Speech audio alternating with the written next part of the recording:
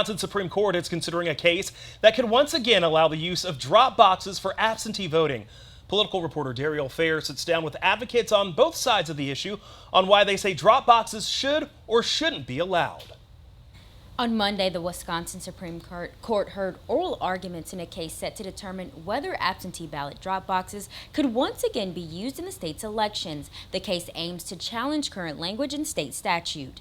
Wisconsin law says ballots should be delivered in person to municipal clerks, but it doesn't explicitly state how to carry out that process. Some of the court's liberal justices stated that the law gives municipal clerks broad authority to govern the state's elections, but the court's more conservative justices question where does that authority end. But in 2022, the Wisconsin Supreme Court ruled the use of drop boxes was illegal. The case was known as Teagan versus the Wisconsin Elections Commission.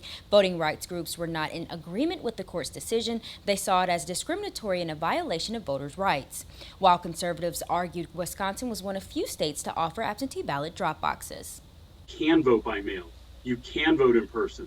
The disabled have lots of protections under the Americans with Disability Act, the Voting Rights Act to get their ballot counted. So this is not some sort of problem. The fact of the matter is we hear from voters every election that are still continuing to run into barriers because of there are a lot of different influences on that, and drop boxes can be part of that. This week on Capital City Sunday, I talk with advocates on both sides of the issue on why the Supreme Court's decision will impact future elections in Wisconsin. That show airs at 9 a.m.